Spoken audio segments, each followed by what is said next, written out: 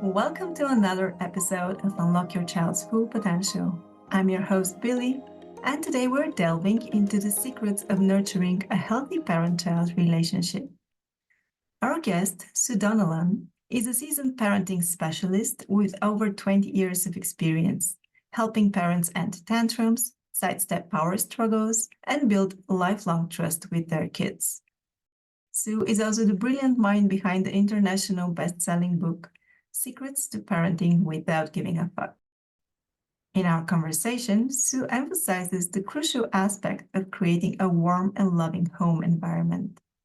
We unpack how trust becomes the bedrock of the parent-child connection, allowing children the space to make mistakes and learn from consequences. Sue swears by the partnership parenting approach to fortify this connection.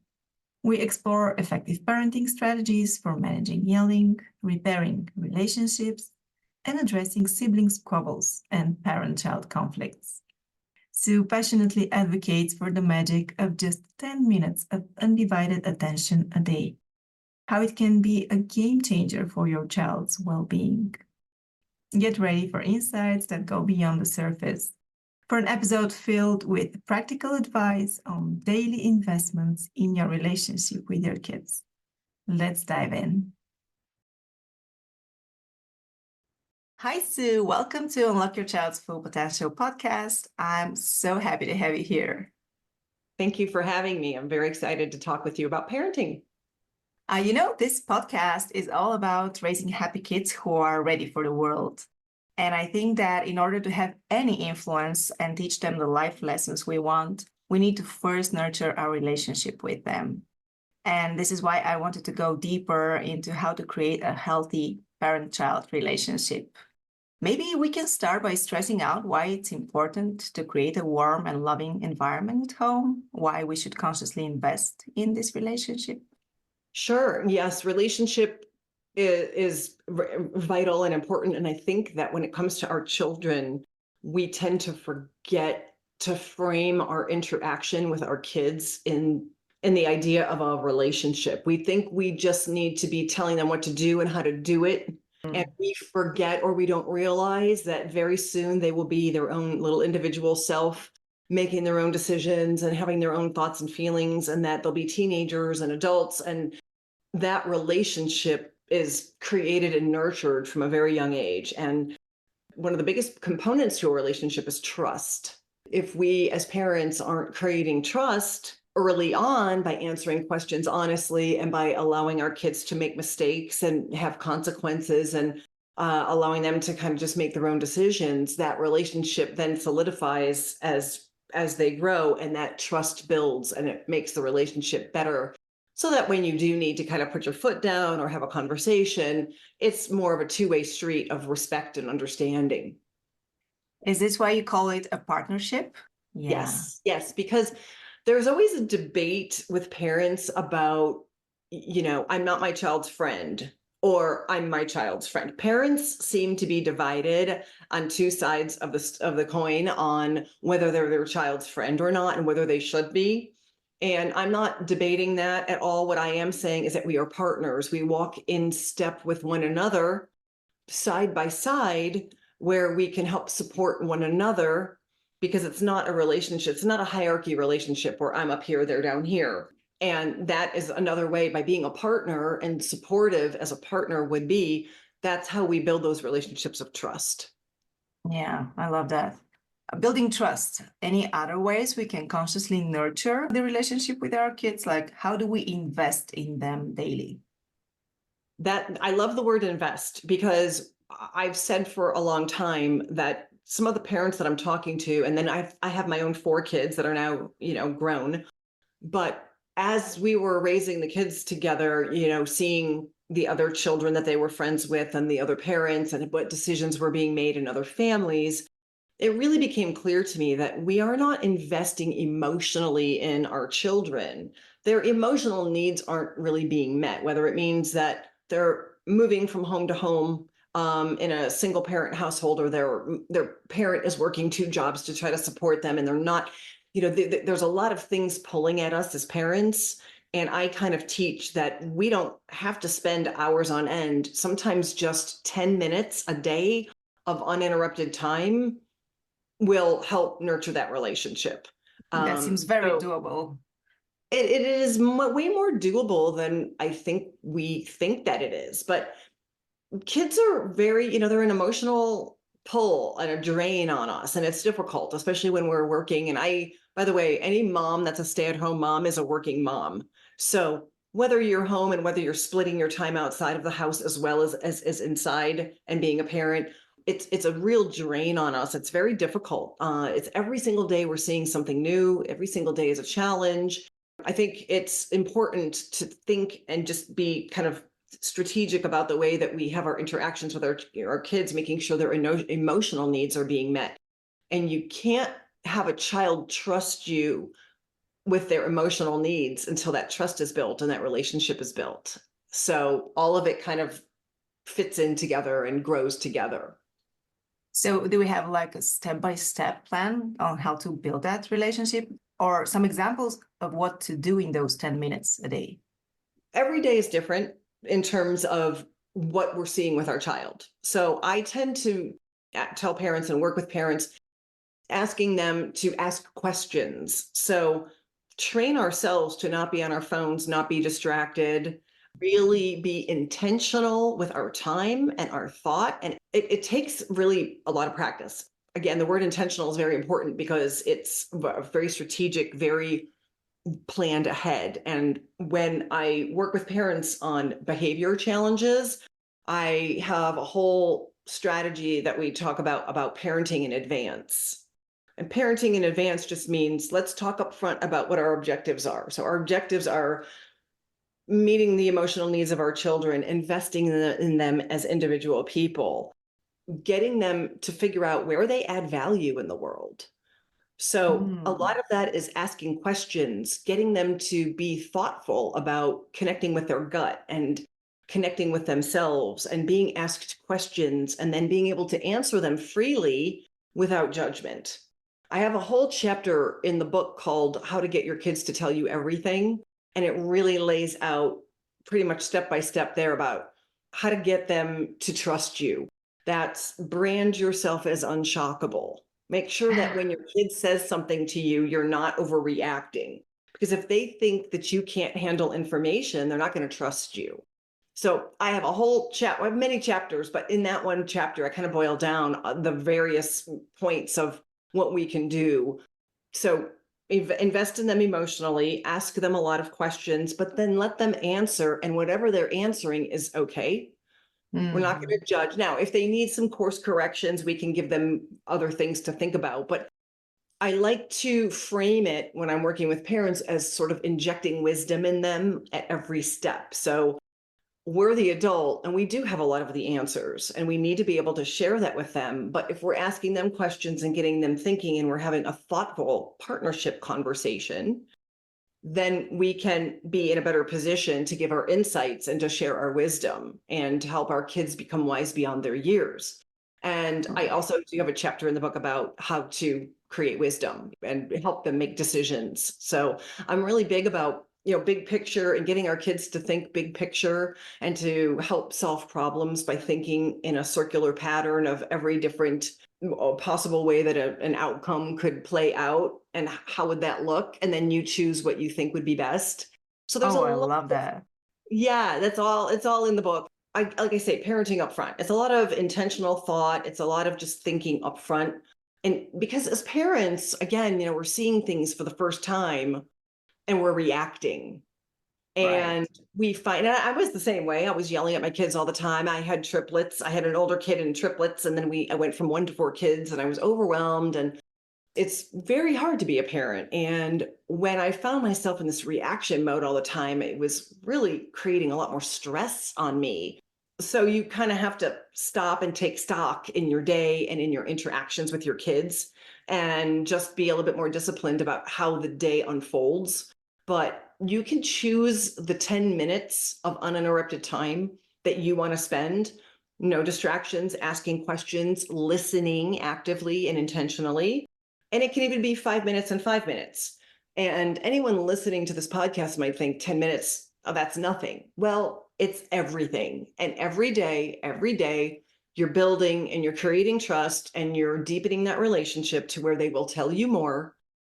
We found at certain ages that the 10 minutes really pretty much came at bedtime when they got to be maybe 7 to 13, where we were in bed, sitting on the edge of the bed talking about their day, just one-on-one.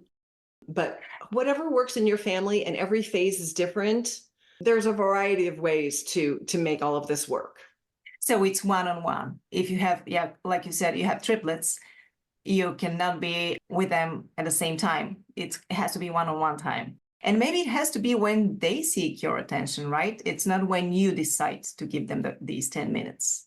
And again, we are all human. And so many times I would kick myself and say, oh, he was trying to get through to me, or I would wake up in the morning and go, that interaction was him trying to tell me something. And I'd go back and I'd revisit it, because we are distracted and we are busy, and it's a lot of workload on us as parents. So I think that most parents feel that it's almost so overwhelming that I have to give my kids all this one-on-one time and be on the ground playing with them and be looking them in the eye. And it's so overwhelming, I just don't even want to do it.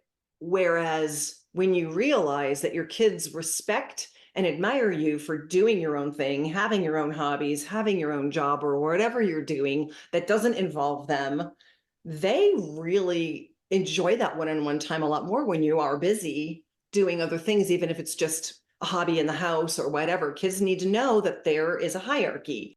And in our situation, it was mom and dad are first, and then you're after that. So, you'll get your time. And then when you do get my time, it's really cherished because it's hard earned, but it's given. And when it's given freely and one-on-one. And now when the kids were teenagers, it got to the point where I didn't care what was happening. They were getting listened to uninterrupted endlessly until they stopped talking, because teenagers really need that.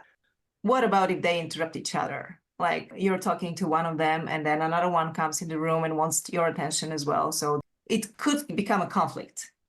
Again, working up front, parenting in advance. If I set the rules and the tone, and I will take the time to explain. And every situation isn't always perfect in our house, right? It's all, we're cooking dinner and we're answering questions and whatever. But if you set the tone up front that mom is giving everybody 10 minutes, a one-on-one time where you get to tell me whatever you want to tell me, and you get to share anything that's exciting to you, you make it a thing.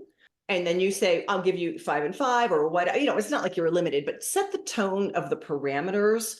And so now if I'm talking to one child and someone comes up, I say, hey, he's getting his 10 minutes. I'll be with you in a minute. Right. So then when they get their 10 minutes, they know that no one else can interrupt them. And it kind of works in a productive way. I guess it gets easier when they get older, because I have a 5-year-old now who doesn't respect those boundaries. Well, at 5, 10 minutes probably can't really be conceptualized, but 2 minutes can, or 1 minute can. And you can even use the timer that mommy's busy, but I will always make time for you.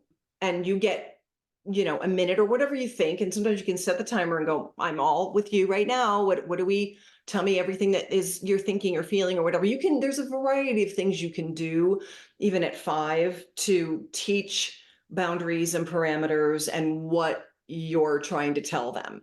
Because once that timer dings, you need to go entertain yourself, and I've got chores to do. So when you explain up front, just like you would with a boss or an employee situation, and that's where partnership comes in. Just like when we're an employee, we want our boss to tell us what they expect of us, when they expect it. Well, we can do the same with our kids, and they really respond well to that. Yeah, set the expectations. Yeah, I love that. As a perfect complement to today's discussion, I offer you the Connection Blueprint, 5 simple and effective tools to strengthen the bond with your child. If you're seeking inspiration on creating the warm and loving home environment that Sue and I just discussed, ensuring your kids feel truly seen, heard, and loved, look no further. Access the link in the show notes and claim your free copy of the Connection Blueprint. Yeah. What about if we have to repair the relationship? you said you were a former yeller. I Yeah. struggle with this too. So what do we do after we have damaged this relationship? Any advice on that? Yeah, kids are super forgiving. They're so beautiful. They're such beautiful little souls. The only time they really hold on to that or it upsets them is if we don't address it and we don't apologize or try to make a change. And showing our kids that we're human and we're doing the best that we can is a really important factor in our parenting. It's a very important thing for them to see that we're willing to apologize or make changes. Because if we're trying to change their behavior, whether they're throwing toys or they're not putting toys away or whatever we're trying to change from them, it's important for them to see that we say, mommy, this is not your fault. Mommy didn't get a lot of sleep last night. I'm tired today and I didn't do well. I shouldn't have yelled at you, and I'm sorry. They will come hug you and it's over and done. At 5 years old, they are so forgiving. And then you just say, I'm trying to do better. Maybe you can help me. And then when you need them to make a change, you can say, well, you help mommy with her yelling. I'd like to help you learn to pick up your toys. And this is how this looks. And this is what we do. And I have a whole variety of things that I do for each little thing that happens. I have a lot of little logical consequence ideas that we can throw into the mix, which is all obviously in a book. But I think that if we have damaged, and I don't think we should put it as damage the relationship, because with kids, they're so forgiving and they always just want to please you and they always want you to respect them and they want to know that you're not disappointed. Yeah, but don't stop yelling right away, right? We keep repeating the same mistake. And if the child is older, like my 10-year-old, she's like, I've apologized a few times. And she says, well, you're not changing. And I'm explaining that it's a process, but still. The funny thing is, like, the number one thing about parenting, the number one trait as parents is to look in the mirror and know that I have to change if I want my child to change. So I'm big about behavior changes. In the very first part of the book, I explain our children are adults in training. If we want changed behavior from them, we have to change and understand our part in their behavior. So kids are just blank, beautiful souls. They really are. And when they tell us that you're not changing and you're not stopping yelling, then you want to sit with yourself and ask yourself, what is making you yell? It can be anything. And like, if we were in a mentoring situation and I would ask you, what do you think? When do you notice that you yell more? What makes you yell? Is there some other way you could back up your day and your processes to where you don't get yourself in the situation where you want to yell? And I understand how hard it is, but what got me was my oldest, my throat hurt from yelling. That's how much I yelled. And it was probably about 5 or 6. And then I had the triplets and I was running my own business from home. And his eyes would glaze over. And that was just his response to tuning me out because that's all he could do. And my husband did tell me, you're yelling a lot. And then my child just reacted that way. Whereas your daughter at 10 is using her words to tell you that you're not changing. But my son at 5 was like, I'm just not I can't process what you're saying. And so I had to kind of sit with myself and understand, why am I yelling? Well, I was yelling because his behavior was pissing me off. Okay. So his behavior, he'd go into the playpen and make the triplets cry and he was looking for attention. And so I found myself again reacting. So then you have to back it up and go, why am I reacting? What is it that's making me react? When am I yelling? I'm yelling when you don't listen. So what I did was, and this premise works for every situation. You just have to apply it to your situation. In my example, my son was 5. So for your daughter, we might need to talk about something different as to what's making you yell. But in his case, he'd go into this big playpen that we had and make the babies cry. I'm like, okay, that's what triggers me. He goes in there, they cry. Now I'm pissed. Now everybody's screaming. So I backed it up and planned in advance and said, yes, you can play with them, but what's going to happen if you decide? Now, remember, I said, if you decide to make the kids cry, what should we do about that? And he said, I have to come out. And I said, okay. So sure enough, I said, okay, you can go into the playpen. 30 seconds later, he was going to test me, right? Everybody was crying. He pulled their hair, he took their toy. So instead of yelling, now because I planned in advance and I was intentional and I knew what made me yell, all I had to do when I would have gone and yelled at him, you always making them cry. I told you, my throat hurts. All I had to do was walk up and say, Matthew, what did we discuss? I can't make them cry. And I said, and what did you decide we would do about that if you did make them cry? Notice all my words are very accountable. Right. And he said, I have to come out. So here's the next second part of the key here. I said, you can come out and you need to go sit. And when you decide to play with them without making them cry, you may rejoin them. Now, that is gold because I'm not putting you in a timeout. I'm not the adult going, go sit out there for 5 minutes. I'm not doing anything to you. I'm not punishing. I'm holding you accountable because up front we made an agreement. And at 5, he really wanted to be in the playpen with the kids because that was where all the action was. So I was planning ahead that it stresses me out when you make the kids cry. He can't understand that at 5. I just made him say, if you choose to make them cry, what are you going to do? You're going to come out. That was his decision. He created the consequence. And then I allowed him to come back in when he decided that he would not make them cry. Because if he did come back in and make them cry, we were going to repeat the whole thing. All I had to do was go, what did we decide? I guess you're not ready to play with them and not make them cry. I love how you reframed it. It's about parenting in advance. You have to sit with yourself and ask what is really triggering you. Are you tired? Are you expecting too much of the kids during the day? Like, are your expectations too high? Are they not clearly communicated? Only you can look at your day, back it up and go, what is really getting me to the point where I'm yelling and I'm upset? Because you're in charge, right? So you can reframe the day or create different processes.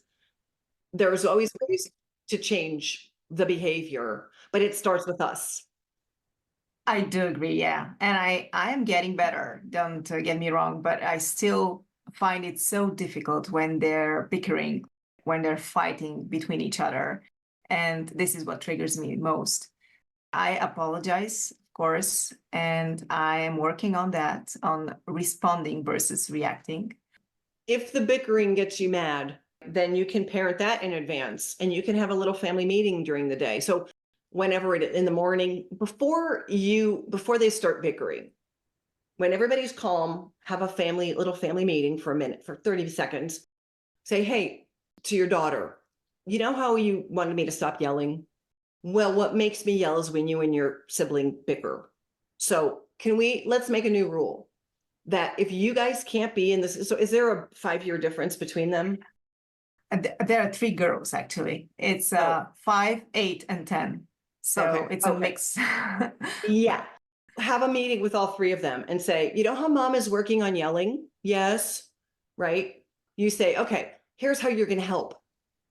Have you noticed that I yell mostly when you girls bicker? Yes. We're going to talk about this up front. So if you don't want mom to yell, let's agree that you aren't going to bicker and you're not going to fight. And if you choose to fight, let's decide how you're going to handle that. So you're putting it on them. You're owning that you yell and you're saying, I take responsibility for my yelling. And then you're saying, as a partner, here's what's causing me to yell. And I want to stop yelling, but here's what gets me yelling. So how can you help? Then just set up front your expectation that if you notice yourselves bickering, what should we do about that? And then let them tell you what they think they can do about that. Sometimes your kids are going to shock you over the answers they come up with to solving problems that you and I would never think of. Yeah. Let all 3 girls come up with an answer of what they think they should do and how they should solve the bickering. And don't get in the weeds. Don't get in the mud with them. Well, blah, blah, blah. Rise above all the details that don't matter and say, not my problem. We're not bickering. It's a new rule. And how are you going to solve it? And then get them each to buy in to how they're going to stop the bickering. Each one has to come up with an answer. I'll leave the room. Then when they start bickering, because they will, all you have to do is go in and go, what did we discuss? You each agreed that when you started bickering, you were going to do this, you were going to do this, and you were going to do that. So I'm not yelling because I'm making changes and you agreed to make changes. So how are we handling this, girls? Because we're not bickering, remember? So do you see how that works? Yeah, yeah, I love it. And it might not work the first time. But because they're going to be like suspicious of why you're being so amazing. They're going to go, what did mom do? Like how's mom so calm right now? They're going to be suspicious of you. But 2 or 3 times you just calmly say, I'm working on me, you're working on you. Because think about what kind of lesson that is in their lives, right? Mom is human, mom's working on herself. And as they get older, you're going to have conversations with them about how to work with themselves. Your 10-year-old might have a problem with one of her friends. Maybe they lied, maybe they stole, maybe they did whatever. And then you're going to go, well, did you lie to her? Well, let's work on that. Why do you think you lied to her? Like, you're going to have these same conversations repeating with them as they get older. It's going to be applicable. And that's what partnership parenting looks like. I give, you give, and we all win. So that's powerful stuff that you can continue duplicating throughout life. That's It's good amazing. lessons. Yeah. Yeah, we're teaching them life lessons. Yeah. Yeah. What about if we have a parent-child conflict? We talked about sibling conflict, and I have a whole episode about that. It's episode 17 for anyone interested. But how do we handle, I know it's a normal part of life, having a conflict with our child on whatever matter, but how do we handle it so we don't damage the relationship? What kind of conflict? I have trouble with my 10-year-old right now. She's acting out and being disrespectful. I want to respect my own boundaries. And yet she thinks that I'm just trying to annoy her. How do you don't provoke them and yet hold them accountable? Very easy. When your child, because young kids don't know any better, okay, when your child tells you or shows you something, believe them. So if your child says you're annoying her, she's not 13 yet. She's not a teenager yet. Like, that's different. Like, teenage annoying is different than 10. That tells me that possibly you are either putting a lot of responsibility onto her for the younger siblings, or a lot of responsibility in the home, or you're micromanaging. We tend to be much harder on our older children. We expect so much of our older children. And if you don't check in with yourself and be honest with yourself, you won't see it. As an example, I have 3 boys and 1 girl, and I heard myself being really hard on my daughter and really super like easygoing with the boys, because boys are so easy. Boys are just, they're so simple. Girls, complicated. And I found myself expecting different results, and I heard the words come out of my mouth, and I was like, whoa, I gotta sit with that for a minute. So I did. I sat with that for a bit, and I asked myself, like, when am I doing? And I was like, yep, I'm doing this. I'm really expecting more of my daughter than I ever do of the boys. And why? You have to be honest with yourself first and ask yourself, and then make the change. Ask yourself if you're expecting more of her because she's the oldest. Ask yourself if you're asking her to do more, or if you have certain expectations. Well, you know better. Well, you should be doing blah, blah, blah, blah, blah. If you're putting expectations on her that you don't do, even on the younger one, ask yourself honestly. The next thing you should do is start asking her opinion about stuff and giving her choices, and then back off of her. She's telling you that you're annoying her because you are probably on her in some way. Okay. So just believe her, because I was thinking that's her opinion. We are not objective, we are subjective. So she is thinking that way because she's taking it personal, and it's not. But maybe I should listen more to her. Well, okay. And this is where, like, in a mentoring situation, we would talk about this. And I don't know, I'm just guessing, this is just a quick podcast. But what you can do is say, why do you think I'm annoying you? Ask her. we forget that as parents, our kids can be, again, ask questions. Yeah. Why do you think I'm annoying you? She's going to say, because you're making me do the dishes when so-and-so doesn't need it. And you're blah, blah, blah, blah, and you're blah, blah, blah, blah. Listen and change. I don't want anyone listening to think that I'm saying the kids are always in charge and that we need to keep, that's not it. What this is respect. It's respect of listening. And then she's going to have to, treating you with respect. And she's going to have to make some changes too. But I'm telling you that with smart kids, really smart, high achieving kids, especially, if you're on their ass, they need space. My oldest is like that, and I'm like that. My mom micromanaged me all the time, and I lied to her all day, every day. And I had to really sit and figure out why did I lie to her? And I realized that it was about control. My mom was so controlling that the only control I had as a child was to lie because she wouldn't go away. She was always on me. And so I now, as a mom, have told my kids, because I trust you and I respect you and I believe in you, even if they aren't worthy right now, they need to know that you trust and believe in them. I've always told my kids, if you lie to me, that's on me. And that's on me because I have not created the relationship of trust to where you feel like you can be honest with me. If a child feels they're going to disappoint you or you're going to react and discipline them, they don't trust you with the truth. We're the adults. Therefore, it's on us to read a situation and respond. But I would say that in your daughter's case, I would ask her, why do you think I annoy you? She might come up with something that's not even true. And in which case you parent that and go, that's silly. I'm not even, you can defend yourself. So if you think she's behaving like a victim and she's looking to be given, attention for something, every kids go through phases, then you can kind of correct that and say, look, there are three of you. You're not all that. Don't make yourself into something that it's not. Like with kids these days, right now, they're talking a lot about, they're attaching meaning to everything. And I see this like on social media, everything has meaning and it's also got to be reacted to. So if you feel she's behaving like that, then there are other things you can do as a parent that where you don't have to change. I'm saying be open to everything. Ask her why she thinks you're being annoying and then listen to her and decide, is it me? Is it something do I need to back off? Because our firstborn, I'm telling you, we're always harder on our firstborns. Be honest with yourself about that.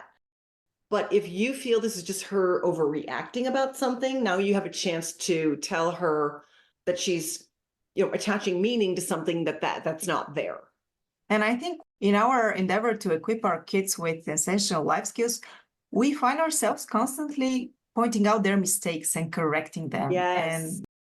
And what do you think of, instead of correcting them, saying positive affirmations to and over them that might help to change the behavior? Like, I love how you choose your words wisely when talking to your sister. This might not be true at the moment, but just keep saying that. Well, I love that because I hate to keep talking about the book, but I have a chapter called programming, that the kids are programmable. And I use an example in the book about how my older one, it was hard to have triplet siblings, and everywhere we went, everyone always commented on the triplets, and they never talked about their brother, and he was always causing trouble to get attention. So I started programming him with, and they have the best big brother in the world. He's so this, he's so that. So then I started going, oh, wow, that's a thing that really works. I didn't call it positive affirmations, but it's the same thing, is that you program them. Like you could tell your sister, your older daughter, you are such an important leader to your sisters. You are such a good role model. Oh, now she's going to be a good role model. Like your sisters trust you so much. I'm not a fan of positive affirmations for the sake of being positive and phony. I don't want to just be positive for no reason. I want to be strategic about what the situation is and what I think my daughter might need to hear in that moment. And that old saying is like, always catch them doing something good, where you see them getting along. Or so if you do the whole, girls, if we bicker, how should we handle that? Each one of you give me an opinion. then you go in and say, what did we agree to? And you hold them accountable to their choice of what they're going to do if they bicker and all of that. And you do all of that. Those are things that you can kind of follow back up with, right? You can go back and say, I love how well you handled that. Or like later in the night, say they were arguing in the afternoon, and then at dinner time, you go, hey guys, by the way, great way to solve the bickering. You guys really, all you have is each other. You guys are going to be best friends forever. Done, right? Positive affirmation. Our whole family is super close. Our kids are very close. There's never any harm in telling these girls, you're everything to each other. We take care of each other. You guys are best friends. You might not feel like it now, but you guys, I love how well you take care of each other. Even if they're not, that sinks in and they believe it, and then they start to act like it. Yes, because if you keep saying, oh, you're fighting all the time, yes, then that's they'll keep fighting. Right. One last question. What are some no-nos, like when it comes to healthy parent-child relationship? What are some behaviors we should avoid as parents? You mean on our part? On our part, yeah, because this is the only thing we can control. Okay. Our part. I am not a fan at all of guilt or using guilt in any way with a spouse, with a child. Like if you really love me, you would. If this, then that. Those types of things. Never ever get a result out of a child due to guilt. That is such an unhealthy pattern to create, because it's tempting to say, oh, I don't want my daughter to go to this party, but she wants to go. So, well, I really don't feel like it's safe. Like if you really loved me, you wouldn't go to that party tonight because I don't feel safe. That's not a productive conversation. That's not something the child can learn from. You can say, hey, I don't feel like that party's safe, so I'm going to pick you up earlier. I want you to, tell me if there's drinking. I want you can create respectful relationship and boundaries. But so using guilt, I think, is never a good idea. I also don't like the idea of attaching, and this is why it's very important to know yourself. I don't like the idea of attaching any of our unmet needs onto our children. Like, say my parent always wanted me to be a lawyer and I never became a lawyer, but I'm going to have my kid be like attaching any unresolved issues on my part to my child. And it takes a lot of self-awareness. One of the most important things you can be as a parent is self-aware, and always be honest with yourself and go, why do I care about that? If you're raising independent, accountable children, you truly are listening to them, helping them determine who they are and where they're adding value. And you're not inflicting any of your thoughts and beliefs onto them. We have to teach and train, but we also have to allow them space to discover and make mistakes and formulate their opinions and their thoughts and share them with us. Thank you, Sue. Tell us about the book, where people can find it. The book is called Secrets to Parenting Without Giving a Fuck. And it's on Amazon all over the world. Also, you can get it on my website, which is askmomparenting.com. And I also offer free 20 minutes consult and mentoring session with anybody who wants to just check in with me and kind of get a little bit of free advice and see if they're on the right, in the right direction. So askmomparenting.com or Instagram and Facebook. I'm also there as well. And I love the blog posts on your website. Wonderful topics. Read the blog. It's awesome. Oh, thank you. Appreciate that. Okay, that's a wrap. Thanks for being part of this conversation. I hope you're finding our second season as captivating as I am. Don't miss out on your free copy of the Connection Blueprint. It's there to enrich your parenting journey. Join me again next week as we delve into the intricate dynamics of the mother-daughter relationship. Until then, take care.